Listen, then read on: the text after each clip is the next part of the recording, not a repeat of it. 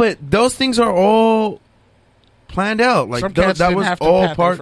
That was all part of Spike's plan. That's what I'm saying. Is like, for me, the way I saw it is, I just felt like.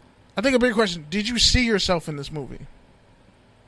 Not really. I mean, I saw myself as in, because there were Latino cats in the movie who were getting on both sides, who were kind of getting treated like shit. Not really. No, I didn't. Yeah, it was very small.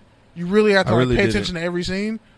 But I think that's why you probably feel like that, because you don't see yourself in it. Yeah, I usually don't see myself in movies, to be honest. I mean, I'm not. I try and see myself more. I try to take myself out of it as much as I possibly can. I mean, I can't always do that. I mean, like, I try. You can put yourself into something, but strip away. It's almost like a suspension of disbelief. Like, you can strip away everything that you are, but just put yourself as a person in that moment. How would you react? The closest thing I felt to it was between the two police officers. But like I said earlier, between balancing your career advancement and balancing the things that you're passionate and you care about. So I feel like that's something. That's the closest that I would say that I saw to myself. Yeah. But that's the thing. That's a reach. That's me connecting to things that aren't. Yeah, I mean, because I think it was mostly, it was in terms of racism, it was black people and white people, and how they interacted. Yeah, there wasn't really that many other different groups. I mean, they brought in Jewish people, but I think, and they brought in like homosexuality. And this is what I was telling you guys. I felt like it was both. It was both divisive in that it showed these two opposite perspectives, and like you said, you're gonna see whatever you want to see, you're gonna see, basically, right? Yep. You know, like KB was even making the joke after the movie, like there were some people in there clapping a little too loud and laughing a little too hard at all the N words, and the Trump thing. I'm just like, but that's where I was like, if you see yourself in the film and they brought it back to Trump in modern day times, how do you not see yourself in the film? When racism, they just. But that's what I'm telling people, you. Like you could swap out black people. Let me finish my point. Let me finish my point. Let me finish my point first. Yeah, go for it. So I felt like it was both divisive because it showed us two things, but I also felt like it was a very unison thing because it was kind of like, man, we're all fucked. We're all doing the same shit that we're doing. It's not just we have one side doing the same thing, the hate, or it's not just one side that needs leadership and direction. It's like it's the same shit on both sides, and we're all just fucked, and we're living the same narrative over and over again. And despite the individuals that participated, that want to change it, the wheels are still turning, and it's still going to where it's going to go. And back to your thing about it coming back to modern times. I mean, I already told you guys not to spoil the ending, but some of the real documentary stuff they did kind of throw in was kind of half-assed to me. And I get what you're saying, as in it tried to, like, it was a little ham-fisted, broaden that out and bring it back to modern times and be like, hey, this shit still happens. They tried to tell a story really quick at the end. But me personally, I got that without that. Right. And maybe that's what I brought to the movie. I think they could have done it in a kind of a more clever way than just kind of showing us what, like I said in the car. And maybe it's because we've seen those images. Exactly, yeah. We're journalists. Other people haven't. We see that. That was international news. Forget national. The whole world saw that, unfortunately. Sure. So, what if that was in the beginning of the movie? And then they went straight to the rest of the movie. Do you think it would have... You would have had people... No, because you would have turned people off right away. Exactly. You would have had people walking out of the theater because they're thinking, it's just another... And that's Hollywood liberal message. But that's the Birth of a Nation came out? People were feeling the way. That's the other thing. We're talking Nat Turner or D.W. Griffith? Nat Turner. I think that's the other thing, right? Yeah, but it didn't start out with a modern day moment of racism and then went into the Nat Turner story. But it ended with a modern day twist, kind of. But it more was like a wrap up of historical events. But it was way more subtle. Yeah. Whereas this was like, but there's in your face, about, hey, remember this, Yeah, it's like if you show somebody a riot, there's nothing peaceful about a riot. Yeah, but the thing that I'm trying to say is I feel like, especially because this was, a major motion picture, I feel like, and I told you guys this before, I felt like Spike was trying to create a place where white people wouldn't feel too bad about themselves and black people wouldn't feel too angry, and where they could kind of watch a flick, feel entertained, and possibly have a conversation afterwards. Because I felt like it didn't move the needle either way enough for me. I agree. In terms of showing racism or in terms of showing white guilt. So, good or bad, I don't know if that's good or bad, but I also feel that's like just how I felt about it. That's also just another thing with film in general is, you know, when you get into the topic of racism, how far do you go? I mean, I saw the movie Hostiles recently with Christian Bale and this great actor Wes Studi, and I mean Christian Bale. It's a Western basically, but Christian Bale lets his hatred for the Cheyenne just kind of run through him, and then it just kind of Star Wars, but then it kind of gets kind of squared away towards the end of the film, and you're kind of like, where was the payoff? Not to mention, was it worth watching Christian Bale just vent his... Because the hatred in that movie is pure. Like, you watch that, and there's more anger in that role than all of his yelling in The Dark Knight Rises. It was like, he was mad, and I believed it. But at the same time, like, it wasn't so gut-punchy. It was kind of like, I've seen several Westerns that do this, and I get tired of each one. But at the same time, with BlacKKKlansman, I'm thinking of every other movie out right now, and there's nothing else out there that touches on the subject.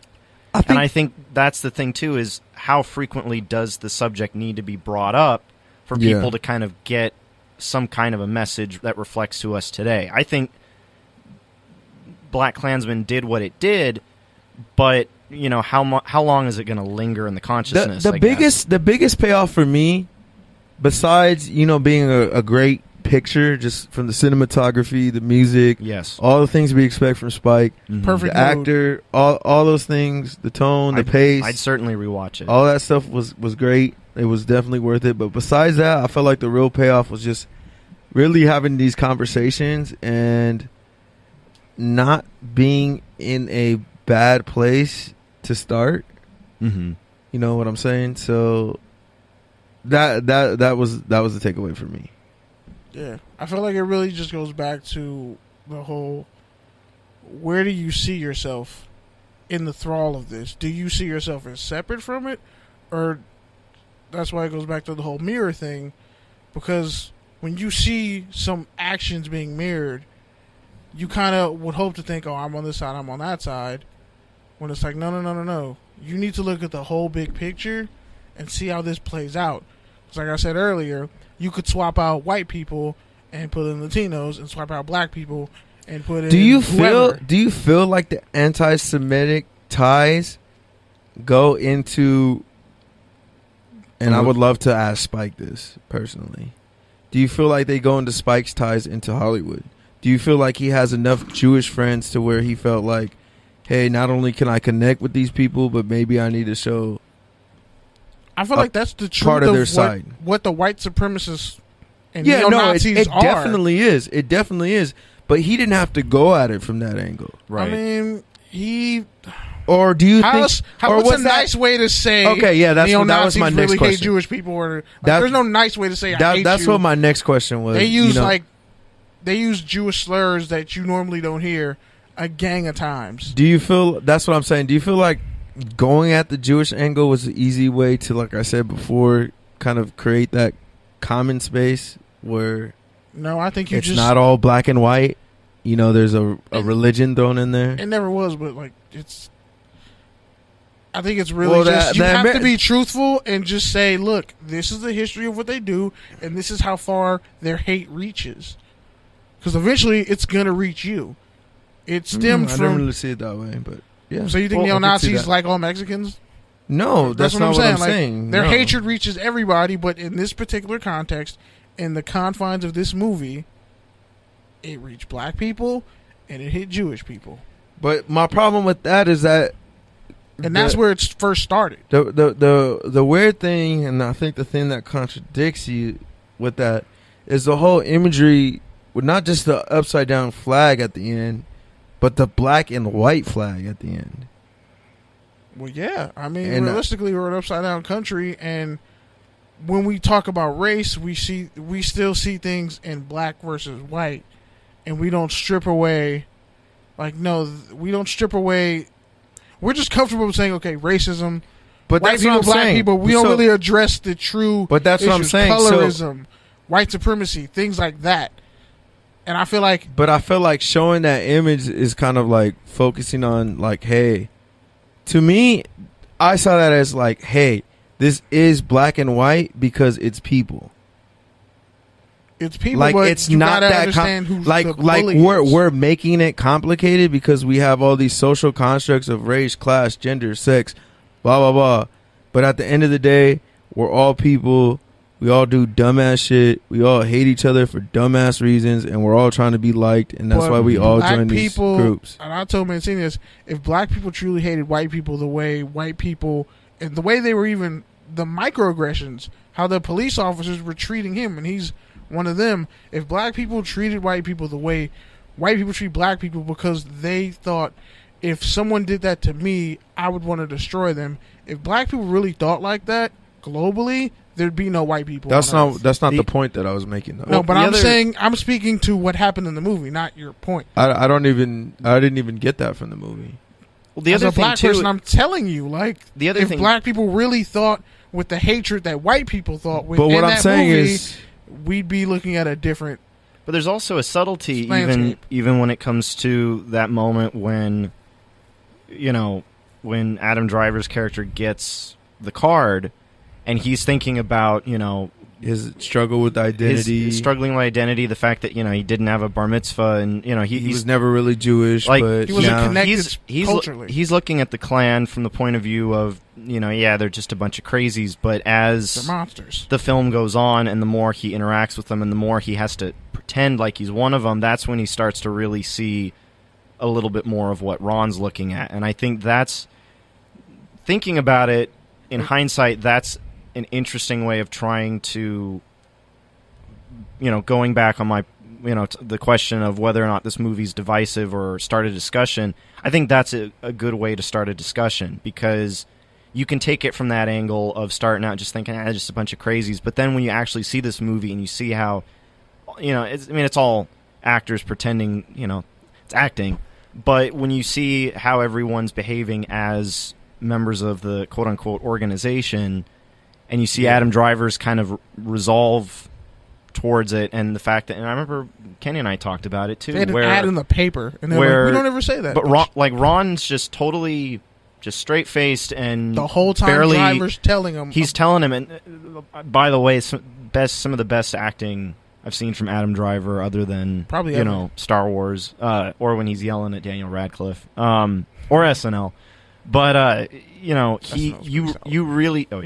you really see him kind of have a real moment of struggle there, that doesn't involve Harrison Ford, and it's great. But it's, in all seriousness, it's great, and it's. Yeah, I Mancini's think petty too, guys. That's the and gals. That's the kind of thing that you kind of have to look forward to with a movie like this, is that kind of a struggle with someone in the film, and I think that's a good way of trying to get other people to really, look at it in a certain way, and if that's the way it is, fine. You know what? It's you've got a familiar face with Adam Driver playing that character. People can sympathize with him, but also realize the struggle that Ron's going through playing this dual role throughout the film. Leading up to that great phone call towards the end. And him and old girl, the president of I guess the president of the Black Student Union. Black Student Union. Yeah. When they talk about W. Du Bois' double consciousness, that was prevalent throughout the whole movie. Like, you could even take double consciousness with the Klansmen. On the surface, they're one way, but deep down, you find out what kind of people they really are. But with Driver, he comes off as indifferent, but when you peel back the layers. But that's what I'm trying to say was what I took away from the overall movie. Yeah, we all took that away. We all have that same double conscience and that struggle that we're going through as